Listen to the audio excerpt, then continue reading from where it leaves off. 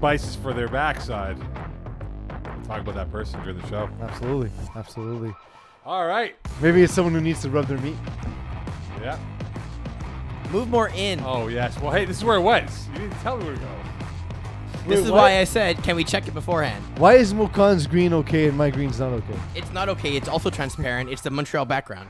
Yeah, but yours is like a forest green, though. That's what I'm saying. It's not a Kelly green. Yeah, exactly. All right. Welcome to Calling the Audible. This is the softball dark zone edition. As we have to go I don't know what that means. Softball dark, bro. Softball. There's no softball going on right now. There's none. But Not here. But suppose there is. You going to go watch some softball? I mean, I'm going to go play some softball. Eagles No. at second. You're not a hardball guy, huh? I might be at short tonight. Really? All Yeah. right. So I it don't goes- know. Just get the ball to me. I was going to say. That's the tricky one. It goes hand in hand, short and shortstop. Okay, true. so it is Short and shorter. week 2 wrap. We are done. I know this week in the books. And So this season seems to be going quickly, as it turns out. Like it's second week not- already. not I for me. blinked. Not for me. No, man. you- I'm you- stuck in a yeah. dungeon. Just giving Perel to everybody. Here you go. Here you go. Here you go. So like I actually have this question for you, Mo. Like Yes. you're someone who, first of all, you're Moe Khan. I'm Peeze. Eagles the there. names are on the TV, so it's all right. For those who are new to the podcast, that's us. This is Calling the Audible. So, well, you're one who likes, you're a guy who enjoys his position in the league. You enjoy authority. You enjoy. Do I? Yeah, absolutely. Do I really? You're Be a power Celtics hungry, like league? you're power hungry AF. But this is to be the most miserable, most miserable but important position you've ever had at FPF, right? Because it's immensely important. And if Rob would have asked me to do it, I would have said no. Ask Mo instead. And here we are. It's like this. Yes, it is an important position because I'm the last line of defense before a player can go through the fields. But it's miserable when you're in Laval because you're surrounded by concrete walls, like you're in prison. I'm like, my God, this It's must not a have- pretty field. No, this must be like Pelican Bay or like San Quentin or Angola or Yeah, Angola absolutely. prison. The people there have the same life experience you're living right now, Mo. Yes, Perel same thing. and checking your Guantanamo temperatures. Bay, Moe Khan and Laval, Yeah, same it's- thing. Same thing. Laval is kind of like. I mean, it is a wasteland, so. That's true. Who would live there? well, that part of Laval is right because Laval's. I mean, what's the best part of New Jersey, Mo? Like, there's no such thing. Laval's nice. Stop that. It's a second-rate The city. hotel you stay in when you go to New York. Yeah, you're either It's a see by fly, right? you're either a Montrealer or you're not, and that's what Laval is. No, Laval's nice. It's nice. Can't do it. Except for that 4 walls of. Cinder They have the blocks. finest strip malls in all the land.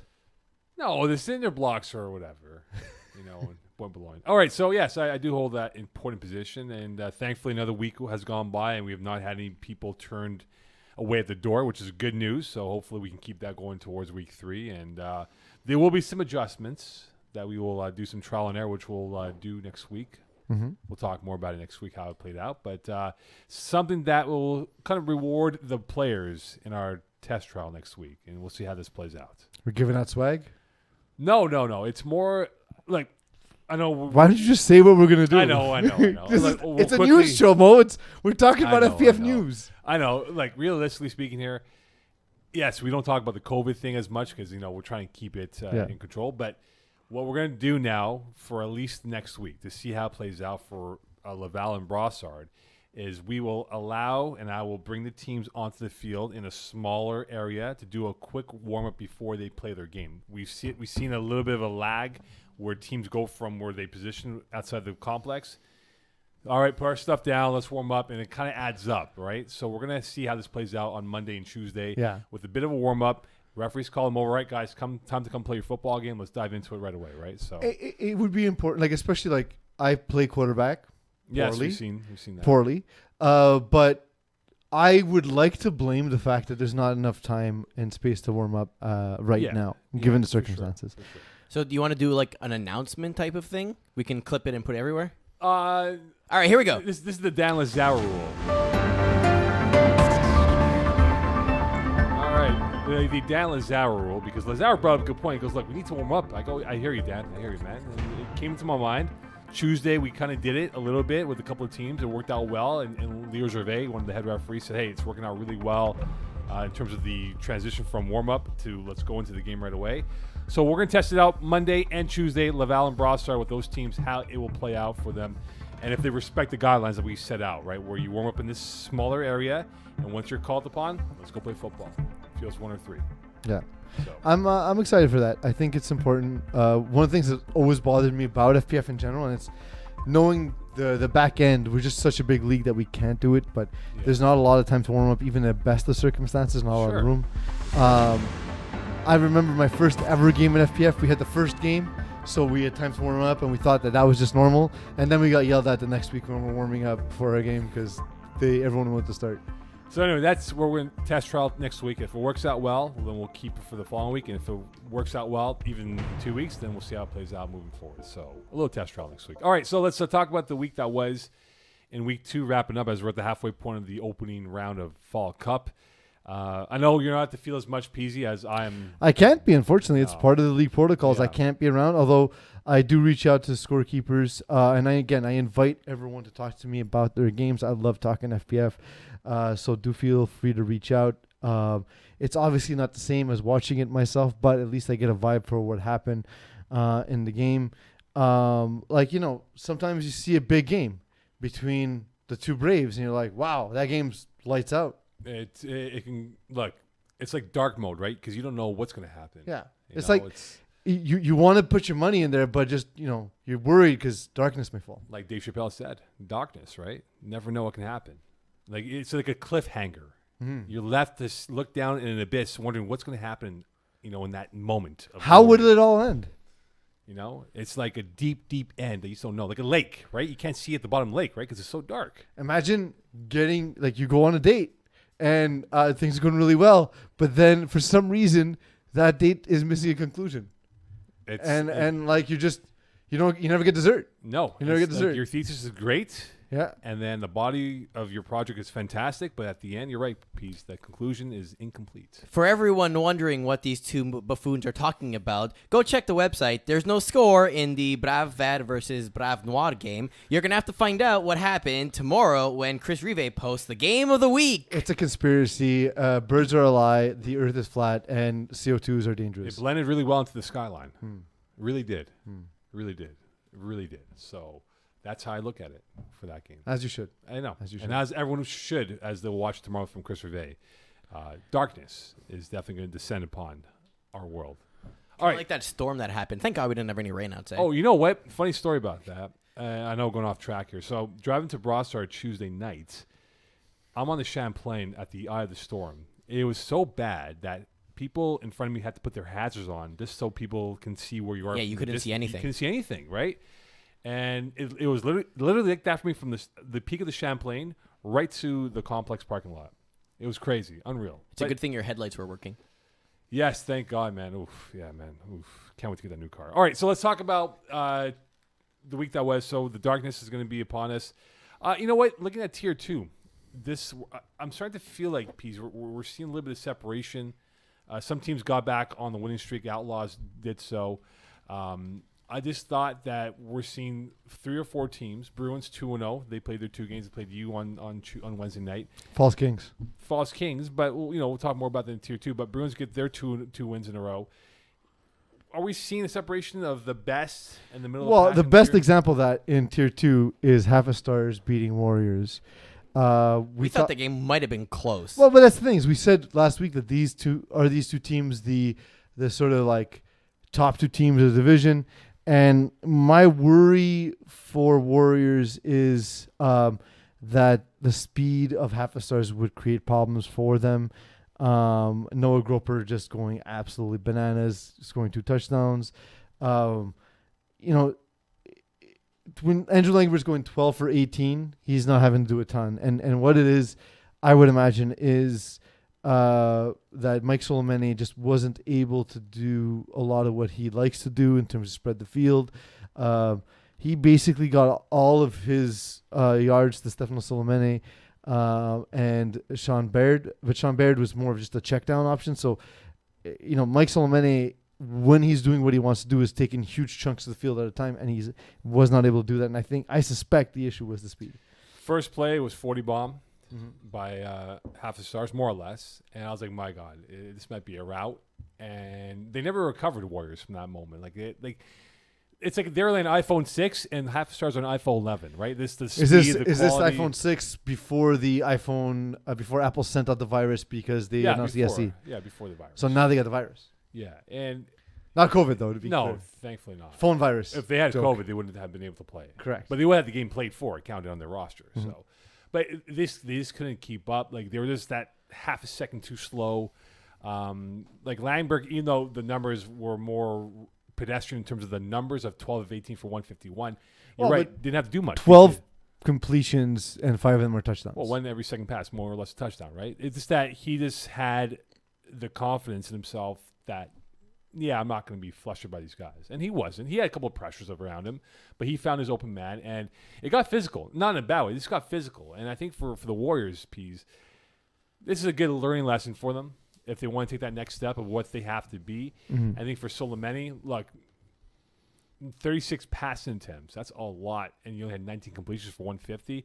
It's going to be a growing curve for him in this division to get better, and I think this will make this team more hungrier and more immersed to understand, look, if we want to play against the best of the middle of the FPF world, we got to do these things and make our adjustments to get better.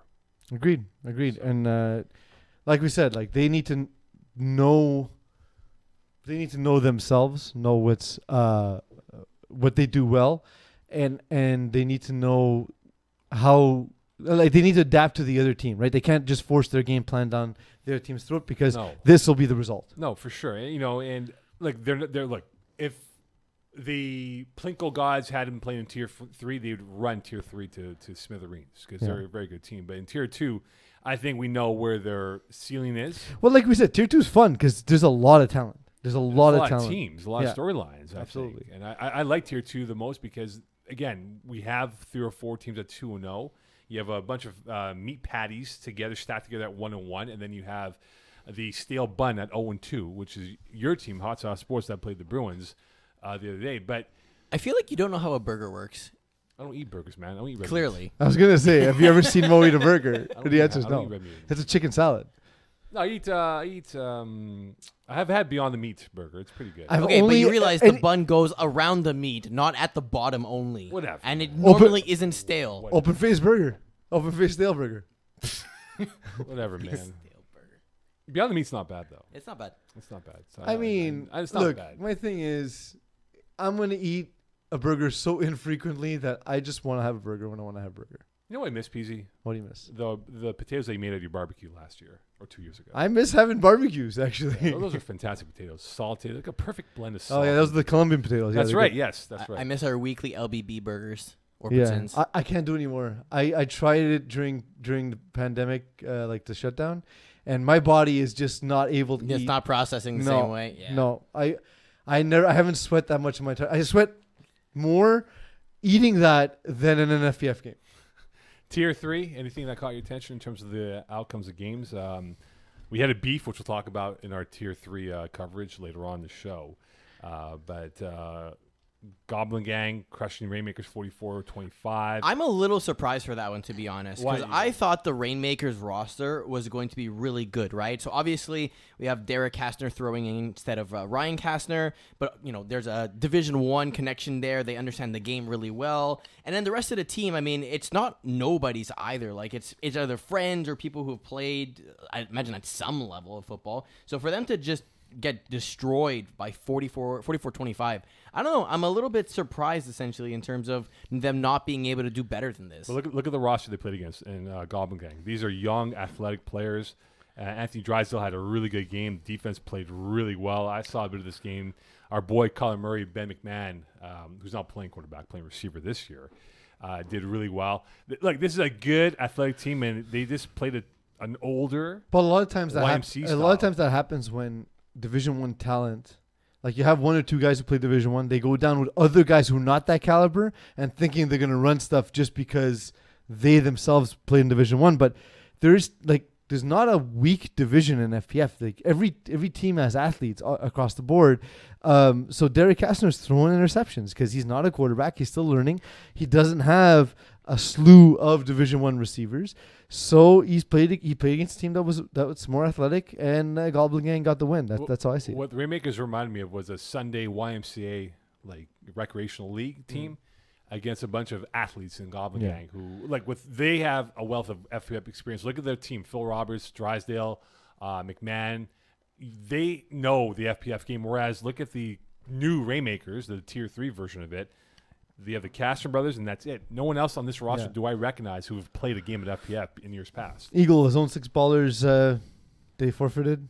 They did. Now, this is the multiple time that the Zone 6 Ballers have actually forfeited games. I think they're the most forfeited team in the history of FPF. I believe so. However, this time around is probably their best excuse for it. Most of their guys are predominantly soccer players, and they play in another league, and their game got rescheduled because of COVID or whatever it was to the Monday night at like 9:30 or something. Like so they prioritized that and couldn't get enough subs to fill for the particular game. So I understand their plight. I mean, it's happened to us too for our softball league, where suddenly our game gets canceled, and then we have a game on Saturday in the middle of the afternoon for no reason. When it was 39 degrees. Exactly. Yeah, fun. So I get it from their part. So no hard feelings or whatever. Would have been nice to play. I think the result wouldn't have been very different, to be honest. But yeah, that's just the reality. They're like that boyfriend, right? Yeah, babe, we're going to go out Friday night, Saturday night. And they just stand up the girlfriend every single time, right? That's what it is. The Mean Girls won a game.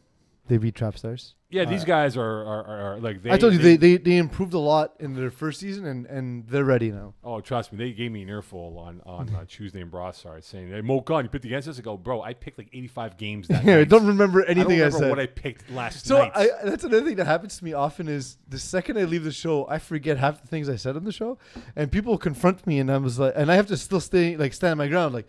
Well, you guys got to work on your defense, right? Work on your deflagging. That's what I said. No. I said that quarterback turns the ball over. That's why. That's the thing I meant. Well, look, this kid Frankel, he looks the part, man. Well, he played in that Homo Sapiens team with François Delorier. I am François Delorier, and GM Clothris, and I remember him as being freakishly athletic. Yeah, he's like. He has a rocket arm. He throws not grenades like Simon Dagenet style, but he throws grenades that actually pinpoint into the hands of the receivers. Where I just thought for Trap Stars in this game, a little bit lax coming out of the gates. And look, Ryan Garber is going to be a good quarterback. He has his moments at times here. But on this night, Frankel really was the star of the stars in that matchup and really played and controlled the game from his arm. I mean, I said it before, and I'm sure Ryan's tired of hearing it. But again, every show might be someone's first show. I coached Ryan Garber in FPF Junior. I was immensely impressed with how mature of a passer he was at his young age. Yeah. But there's a difference moving into FPF versus FPF Junior. It's a more physical game. It's a faster game. And he's still adapting, and he's going to get there. I have no doubt he's going to get there. So you coached 3 interceptions of the game into him. Yeah. My guy, who are we talking about here? I'm captain 3 interceptions. To be honest, I think when I coached him, he threw 4 interceptions all season, or something to that effect. He was like you before he became you. That's what it was. All right, looking at Tier 1, Peeze. Quickly before we move on, just for the mean girls who are if you're giving Moe Khan shit for picking against you, don't worry. He is the worst out of the media at predicting right now. Nice. Oh my God, yeah. Nice. I'm like 4 percentage points behind Peeze for 3rd. Big deal. You're really far behind. Really? How far am I behind? So, Iggy Magnets. You're pulling at Trump levels right now, Mo. Iggy Magnets is the best with a 73% prediction rate after week 1. Alexi's number 2 at 69%. Nice. Peeze is at 68. One off. And Mo, you're at 56. Oh my God. In fact, you missed all the co-ed games and you got 50% in Tier 3. To be fair, it's better than your completion percentage your last season as quarterback. Oh boy. I should be thrown off the show for having 56%. Anyway. Yes. Tier 1, are you more surprised by the 0-2 start of BYOB or Terror Squad? I am absolutely surprised by that start by BYOB just because of how well they were playing pre-global pandemic, right? Like Matt Rene turned the page and we said this is the right kind of team for him. Now, when you see that they had Braves Val in the first game, that's a tough matchup for them, obviously. But then going up against KGP, and the thing is, Phil Cutler did Phil Cutler things. He basically put up a ton of points. He makes it very difficult. You need to play essentially a perfect game. And in the second half, Matt Rene threw an interception. They only put up 8 points, and that's the game. Fun fact, KGP wins games back-to-back 34-29. They beat Brav Noir in week 1 and BYOB in week 2. So that's their magic numbers. Lucky magic number. I'm more surprised by Terror Squad. This is a team that has had the gold standard of talent have gone deep, have played FPF. But how long has it been since they've been the top end of Division 2? But in the case of playing Urgence Medic, right, and if you remember, UM had a tough go with Fall Cup years ago when they just kind of gave up. But when you have a team of, I know Patrick coming off the injury that he had last year, the Achilles, you had Nick Arsenal on playing for you, Schnarr's out there, Tam Villideath.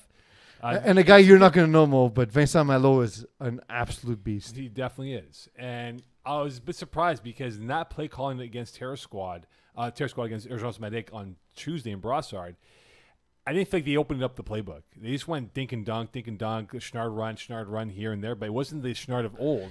So, but when you see the two rosters, do you think that Terror Squad is that much better than Urgence Medic? I think because just from an athletic standpoint, to me Urgence Medic is as talented as Terror Squad. There's good players on Urgence Medic. I'm not questioning their talent. I think they're a good team. But in the case of where Terror Squad's been in terms of their length of working together, as has UM, they've been together for quite a while. Well, but I just thought this would be a game that they would win. But it's not the Terror Squad that's been there forever either, right? Like Kevin Lubin hasn't been a full-time member. Vincent Manlau's moving up from lower division. Wade Shawcross hasn't been on the team consistently. He's been on and off with them. He's been on and off. But it's like Urgence Medic, it's the same guys, season in, season out, and they're immensely talented. So it's just the learning curve, and they're at that point, I think, where they're getting beyond that. And so this scoreline doesn't surprise me because that's the way Urgence Medic will beat Terror Squad, right? Like, they're going to get some stops, and they're going to have to score, and that's what they did. Impressively, though, there were 6 interceptions in this game. Sometimes I see games like that, and I'm coming off, playing one of the most boring games in FPF history. Like, how do you even have the ball enough for both teams to combine for 6 interceptions and 8 touchdowns? And over 400 yards passing, pretty much. It's pretty remarkable in the situation. It's like the old CFL days, I guess, or the old AFL days for that matter. But look, for the old AAF days. Exactly, or the old XFL UFL. XFL, UFL. But we did steal the logo from the UFL, right? Google that for us, Eagle, please. Thank you very much. UFL? Yeah, UFL. Thank you. But look, I can see one more win for Terror Squad. Oh, we did. Yeah, they did, 100%. Terror Squad will face Sweat and Beers next week, but Sweat and Beers have been very tough in this season so far. Gritty. They've had some good games themselves, and it brings up my next point about Sweat and Beers and the fact that they barely, lost by a point against Controversy. That, to me, is a scoreline I find shocking.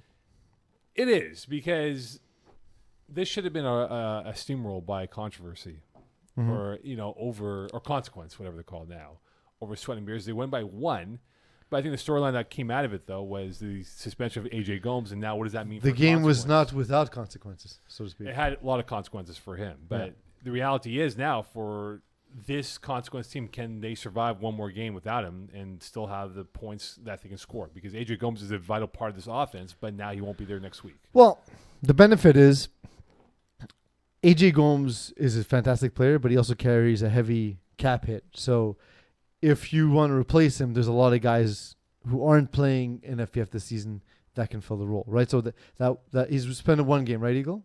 Yeah, one game. So for 1 game, you get someone else who fills that level of cap hit, and you're good. I wasn't at the game, right? But it's surprising to me that Dan Lazaro threw 3 interceptions against this defense. I was actually checking that. The last time he had more interceptions than touchdowns in a game, it was the quarterfinals of, I think, against Winter Braves. 2019. No, against D-Boys, actually. Oh, D-Boys. Yeah, with Feud. Winter 2019. Like, that's a long time ago when you threw more INTs than touchdowns. That's like at the point where D-Boys were like an elite FPF defense. Yeah. I don't think you look at Sweat and Beers in the same light, right? No, they're more of a you talk about elite, that's elite. They're more like the I guess coach of the plane level of where you sit. You know, it's not the most dominant force, but they do have players on that roster like Chris Miard, Chris Williams, Rocco Cristiano, Akeem Hoyt-Charles, the comedian himself. But I don't. If I'm sorting beers, I'm pretty happy with how I've competed with the best, and it's the so-called best in Tier 1 so far in the first 2 games. They played well. They've been hardworking so far. Like if I'm Bobby Spaghetti's, I'm proud of my boys. Yeah, you know, you walk away from fights. Yeah, that too. You know, but anyway, look, it definitely had its ugly ending towards the match with the AJ game. And it's unfortunate because they're look, Consequence is a talented team. They're a team I consider to be a front runner for the division. It just like there's never a need to be that worked up in life, and less of a need to be that worked up in flag football. Well, it's like a bad fart. That's what it was. Correct. It's a bad fart. Stephen Lombardi says no hard feelings. By the Oh way. no. Who's take that back, Stephen. Hard feelings or FOH? Oh wait a minute, he's from Mean Girls, right? Yeah. Okay, yeah. I was trying to figure out. I'm like, do I know Steve Lombardi? That's what Steve Lombardi, man, Wow. soft. Wow. I was supposed to Mo know just Steve pulled a Lombardi. diva move. Yeah. I did. You're talking to guys and you have no idea. That's what who you they get. are. That's what you get for being It's- soft, Steve. It's That's like what you Homer get. Simpson. He's like, yeah, okay, all right. What do I have for supper? Okay, cool. Nice seeing you. 2-0. You have Urgence Medic and KGP. More impressed by KGP or Urgence Medic being 2-0? I don't know, because I want to say KGP, but again, I want to say we were sitting right in this room and we were talking a whole bunch of trash about Phil Cutler and not being able to compete at the high like levels. Phil, man. Yeah, stop that. That's Stop you. that. That's you. No, it was you two. Nah, when did I insult We'll find Phil Cutler right now? I didn't insult Like him. 3 seasons ago. Oh, 3. Like, But that's what I'm as saying. if I remember Steve Mo Lombardi. Khan, I'm supposed to remember 3 years ago. I don't know if you know this, because in radio, professionals often listen to their own show, and they listen to the people who are on the show with them. I was saying that in years past we had questioned him, and like from that point on, he's been just a beast. Like he's been on a rampage. He constantly puts up points, even when his defense can't stop anything. It doesn't matter, because you know you're getting 30 a week market every week with Cutler. So like you're James saying Harden. you were a source of motivation for him to Not improve. at all. Maybe. 0%. I don't Mo have is. any faith in myself to motivate anything in life. He's like James Harden, right? Harden would always go for 50, right? Phil Cutler would either go for 50 or like have like a crappy game. But when's the last time he even had a crappy game? Like he's been so good, Can you so look up for a consistent. sequel, please? Yeah. When's the last time he scored less than 30 points? Color? Or Yeah. like a bad game where he had like 5 INTs. Let me check. All right, fair enough. Look, I'm impressed by KGP, and they got Gabe D'Amico back in the lineup for them. Again, same theme with all these teams in Tier 1. A lot of rapport with the core players that they've had for many, many years. And maybe they do sneak in there and they get themselves into a higher tier caliber of play in the next round here. But look, ride the wave, man. Phil Cutler's riding the wave right now, and he's throwing bombs left, right, and center for all we know. This past winter, he only put up 24 in a win against Backyard Bullies, 24-20. Yeah, thank you. Not 3 years ago, though. I understand. I know. But I'm Understand. just saying, when we were questioning him was a while ago. And then, I know. Anyway, Tier 2. Magneto and I, that's Ignacio's, or IVM. Iggy Magnets, yeah. Oh, yeah, exactly. I told him, like, Don't FPX call him IVM. That sounds like a disease. I would not want to have IVM, to be fair. IVM could be a cure, too. So, Magneto and I were talking about PMS, and he was like, oh, my God, he was having, like, a major turn on by them because they were throwing jump balls and all that, and Brad Evans was throwing balls to McKinnis and Kyle and all these guys on the roster. So the toughest thing in FPF to cover in recent history has been a seam at 12 yards to Jordan McKinnis 10 feet in the air. Yeah, he could jump. You ever see his tattoos, by the way? Like, I think that gives him powers to jump through the roof, man. Perhaps. Like, he's got tattoos all over his body, man. I'm like, holy bleep, this guy's tatted up. Eagle, get a picture of the main character from Red Dwarf. Red Dwarf? Red Dwarf. Dwarf. I don't So- remember the character's name, but you'll see what I mean as soon as you see the character. So the reason why I bring up PMS, because they have a huge game against Half Stars next week. 2-0 against 1-1. Mm-hmm. So Brad Evans, Mr. Hawaiian Shirt Man, Absolutely. I think he may have discarded that now. I love it because I played with him, and he's like, you know what? I've never worn a Hawaiian shirt in my life. But he looks like he would wear one. He though. looks like he would wear one. Absolutely. Or those Asian cartoon characters, like those. What's that show called again? That they had Hentai. t-shirts? Yeah, there you go. Exactly. So this is a big game for him coming up. They got Half a Star. Which one? This guy, I guess? Yeah, the dude in the middle reminds me of Jordan McInnes Holy every time. cow. Like Jordan McInnes is much better looking, much more athletic, but for some if they were doing a remake on Netflix, that's the dude that would play. Jordan McInnes would play that dude. Yeah, he might. Because in remakes, they always look better than the previous versions. Yeah, for You sure. know, like Steve Carell looked better than Ricky Gervais in The Office. It's that kind of thing. Like if we do a remake today, Jordan McInnes, lock that part up. Come on. Yeah, look, he's got some badass tattoos though, man. Oh my Yeah. god, I was like, ooh, this guy's got tats. All right, so they got half stars next week. Is this like a turning of the moment here for Brad Evans to go up against Andrew Langbert, his counterpart in the quarterback department, to say this could be a real feather in his cap if he gets his victory over them? Yes, but I think he's going to struggle. Brad Evans right now is using his pieces to the best of their ability. He's throwing up balls and letting his guys go get it. And look, you have the talent to do it. Great, but you're going to struggle against the better defenses doing that. There are ball hawks on half a stars. But do they have the size to match up with PMS? Look, I mean, like they got Kevin Smuda. They have Dondre Borden. Ariel Liberati is a guy who can get vertical. They're like, it's not just like I know Groper and Langbert are not tall, but the rest of the team is. No, they're very tall. They got some athletes. I agree with you. And I was telling Magneto in the parking lot afterwards. I said it's Brad Evans who has uber talent around him with a remedial style of play.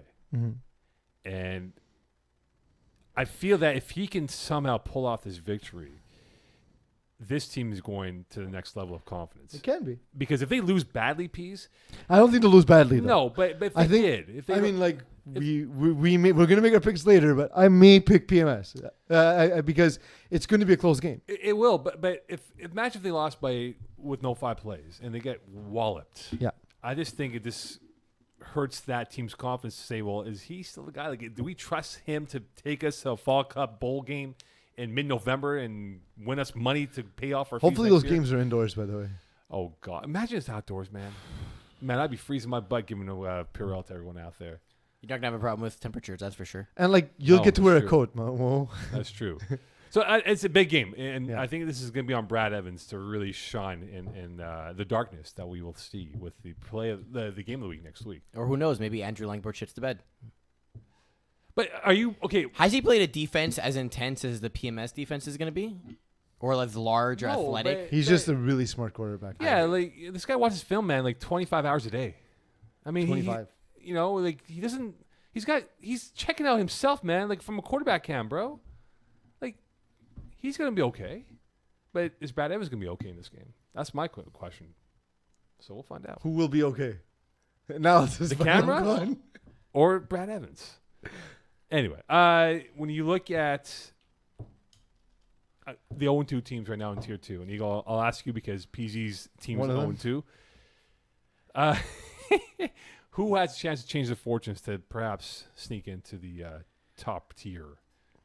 So to bring everyone up to speed on the 4 teams we'll be looking at, it's Hot Sauce Sports, Trojans, Los Bandidos, and Unknown Talent. So let's break down their schedule. So Hot Sauce Sports has Mangoose and Outlaws left. I can see them going 1-1. I can see them going 2-0. I can see them going 0-2. It's really a toss-up at this point. The Outlaws is probably going to be the harder game, even though they do have similar styles. But I think the athletes on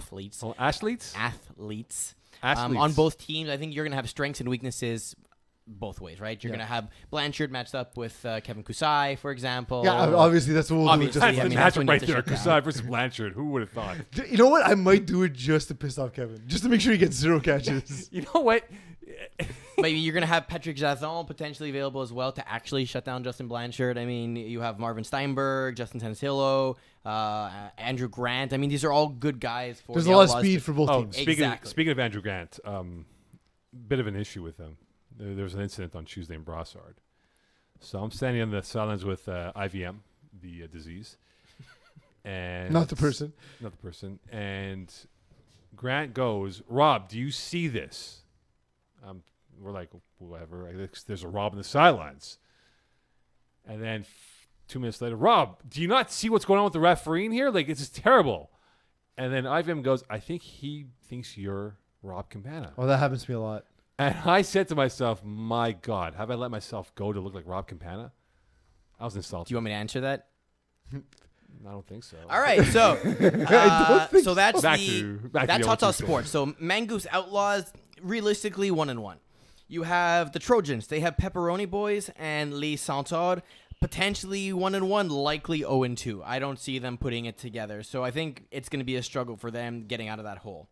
Los Bandidos, you have Warriors and Unknown Talent. I can see you winning both, potentially, depending on how Warriors do in that game. Unknown Talent, they're figuring stuff out right now, so I can see that one being an easy win. So that's a 2-0, 1-1. And then Unknown Talent, they have Outlaws and Los Bandidos, so that's an 0-2. So what's the cutoff here we're looking at for promotion relegation of the next round? At the 50% mark. Like, So, half the teams make it in, half make it out. Right, but are we going to get 2 wins? Like, are we looking at, that's what I'm trying to say. I see what you mean. No, it's going to be somewhere in the 1 mark. So we're going to get the There's 1 going to mark, be some right? tie breaks involved, 100%. And that's where it gets really like cluster bleep of who gets that tiebreaker in their advantage then. Yeah, the biggest issue for Unknown Talent is again, Joe Luciano's a new quarterback. It's taking him some time to learn. He was replaced after throwing 4 interceptions and only 3 completions in this game. Raf Morelli came in, didn't fare a ton better, but still better than So his in counterpart. order of likely digging themselves out of the hole, Los Bandidos, Hot Sauce Sports, Trojans, Unknown Talent. That's my guess. All right. Well, look, I think Hot Sauce Sports gave Bruins a good run for their money.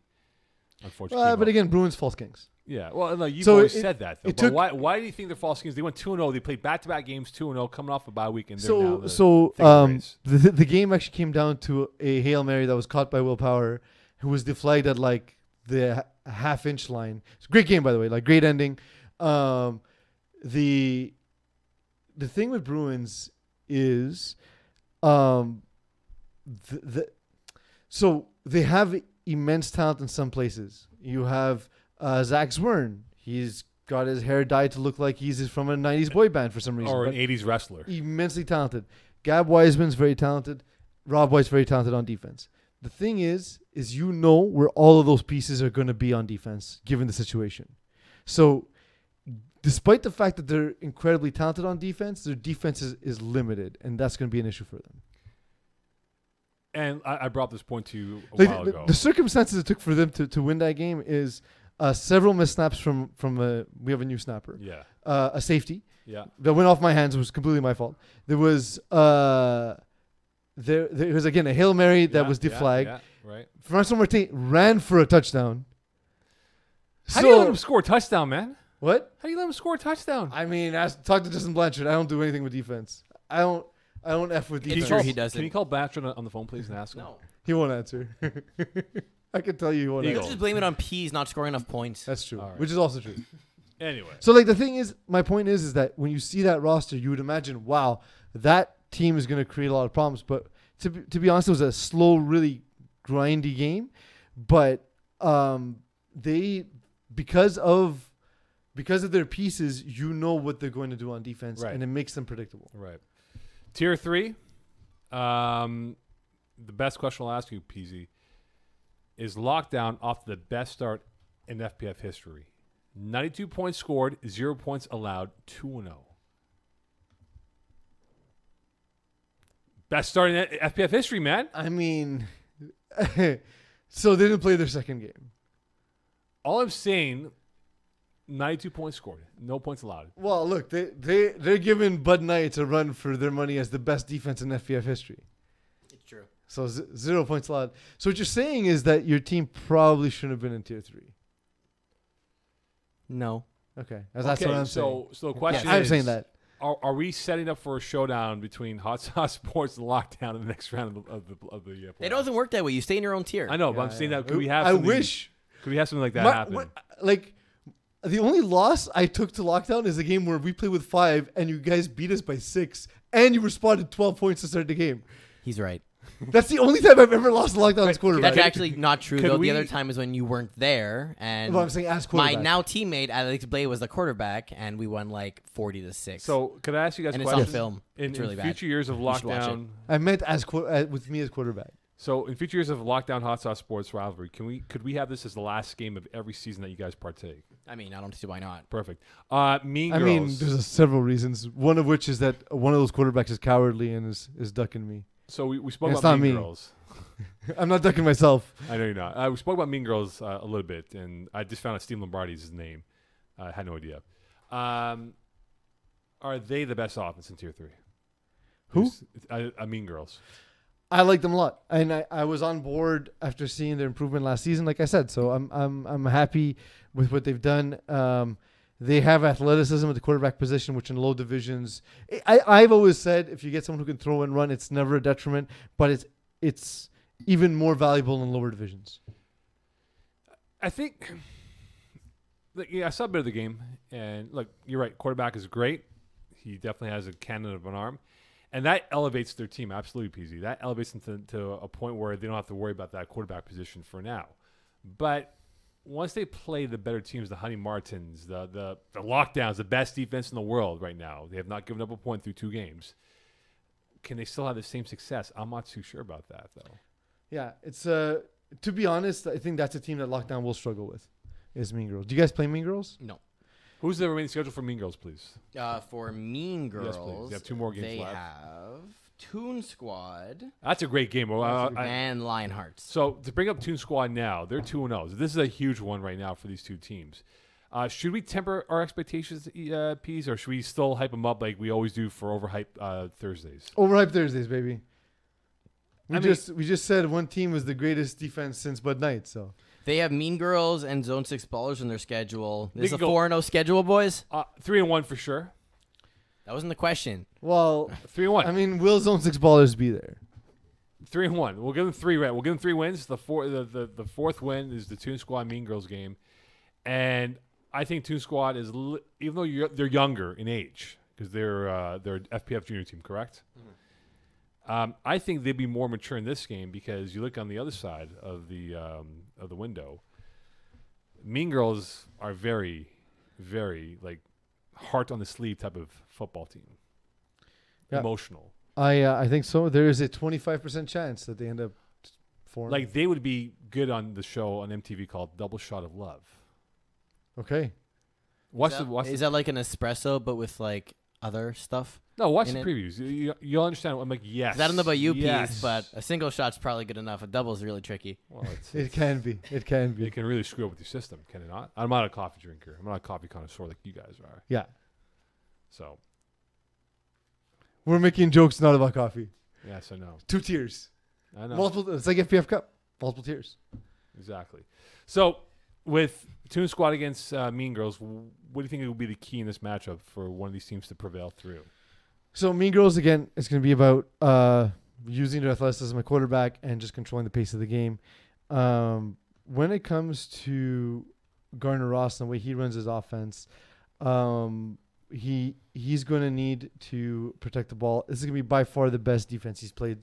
I think that for Mean Girls, it's a huge advantage that Toon Squad haven't really been tested. So this might be.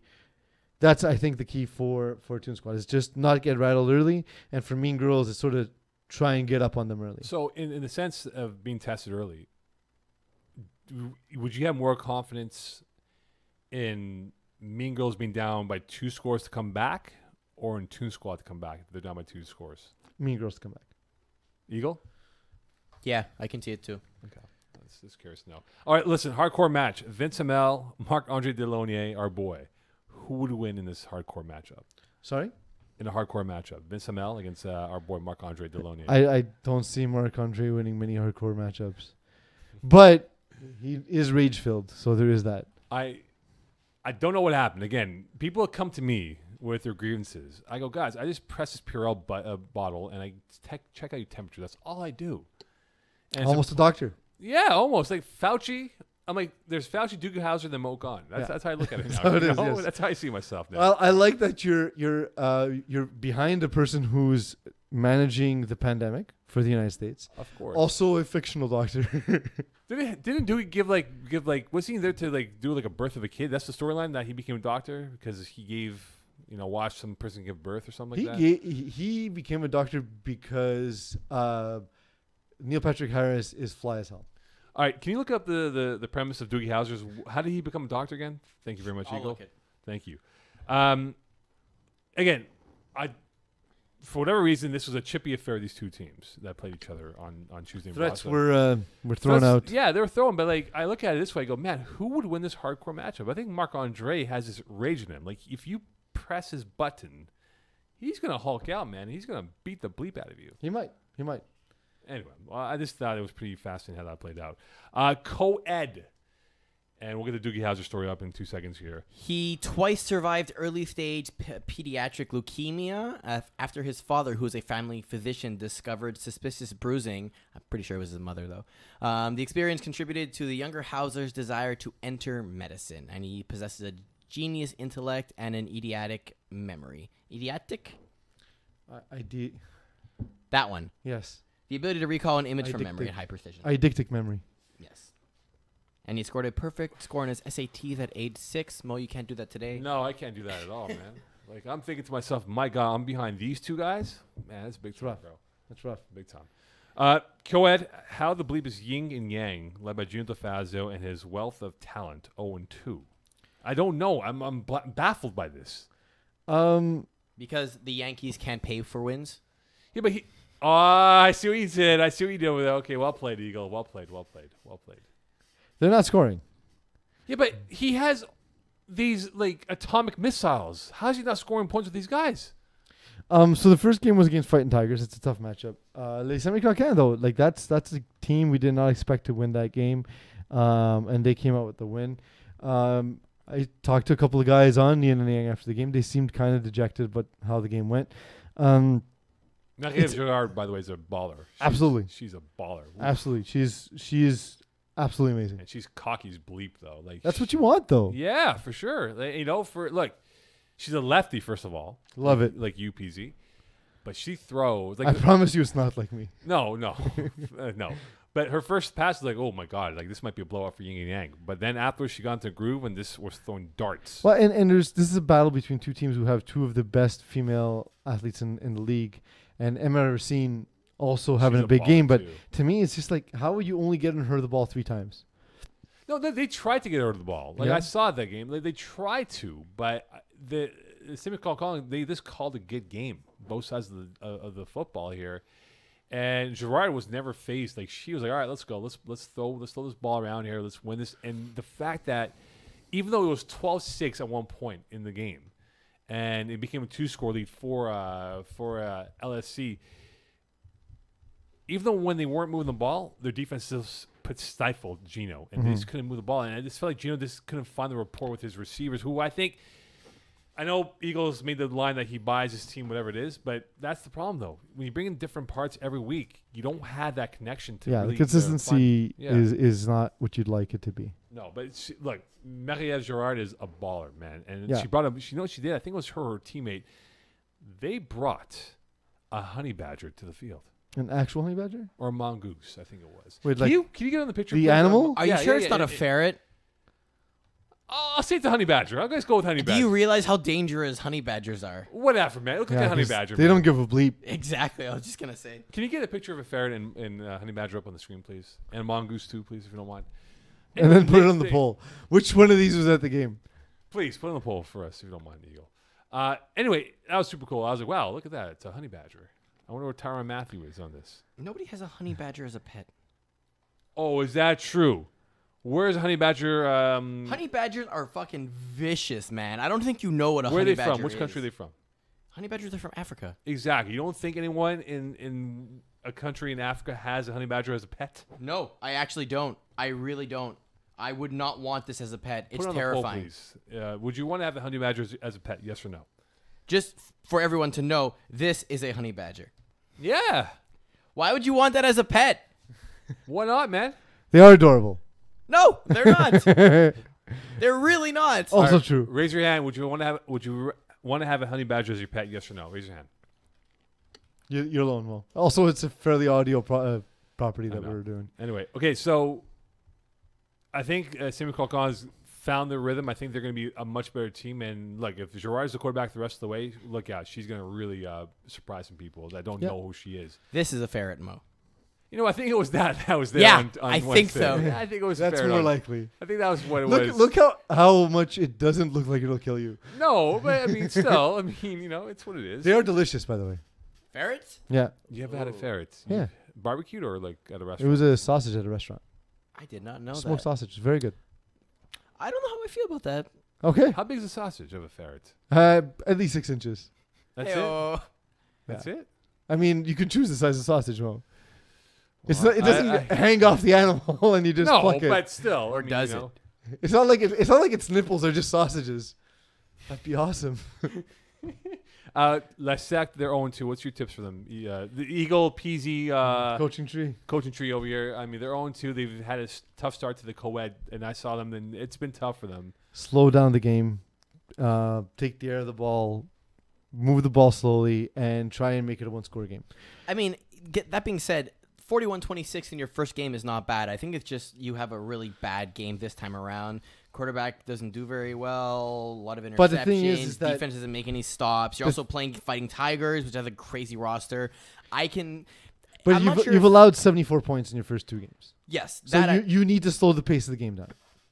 You're not going to be able to run with the top talent. Or in this just have division. better play calling on defense, no? It's It's more than hard, that, though, though. because defense is not about the play call. It's about understanding what to do. And we've all been there, where you can call your cover 2 coverage, and if someone doesn't know who they're responsible for in cover 2, it doesn't matter what you're calling, right? If you have your safety who's standing flat-footed and 2 guys run right by him, and he goes, my bad. And then next play, same thing happens. Or the guy on a post route splits the safeties or something and they don't adjust for it. The play call doesn't really matter at that point. It's not like offense where you're not running your routes deep or whatever and the quarterback can choose to go somewhere else even though that particular design's broken. On defense, if you have a weak link, that's where they exploit it, right? Man coverage is easy. You pick on the man. Zone coverage, you pick on the guy who's you're overloading essentially, right? So. Yeah. Games of the question mark? Well, hold on. I was going to set it up right now. Question mark. Eagle. It is Question now mark. time for... Games of the week. Perfect. Question mark. And All don't accuse us if we can't remember who we picked. Yeah. And also, I remember them. I logged them all. They're all also, there. Mo's going to be wrong, so Yeah, because you he's the watch worst those. one of us course. 4. Let's go. All right, Sweat and Beers versus Terror Squad. Give me the Terror Squad. Terror Squad. BYOB, Brave Noir. BYOB. I'm going to go Brave Noir. KGP, Consequence.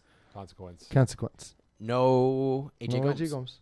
All right, Brave Vert versus Urgence Medique. Brave Vert. Go in the greens. Okie dokes. And we'll figure out what the results are for the other games tomorrow when Chris Rive posts the game of the week. Yeah. The actual game of the week and not these games of Hopefully the the week. lights. Don't blink and you'll miss it. Yeah. Tier 2, Tough Lungs Voodoo. Good game. I'm going Tough Lungs. Tough lungs. Easy W, Les Gros Coq. Easy W. Easy W, but it's going to be a lot of points scored in that game. Unknown Talent, Outlaws. Outlaws. Outlaws, yeah. Los Bandidos, Warriors. Warriors. These are boring picks. Yeah, I know. Pepperoni Boys, Trojans. Pepperoni Boys. This is a bad week of games. Give me some peps. Half a Stars, Bruins. That's a good game. I'm going half stars. I'm going half a stars. That's so bad. I know.